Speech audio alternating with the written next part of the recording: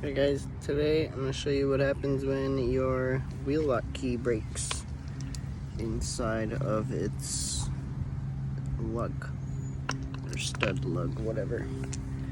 I already got the rest out. I just got one left. I just wanted to show you guys real quick what to do. We got this guy right here. It's from Harbor Freight, 30 bucks.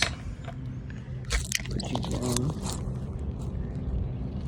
Just hit it with a hammer.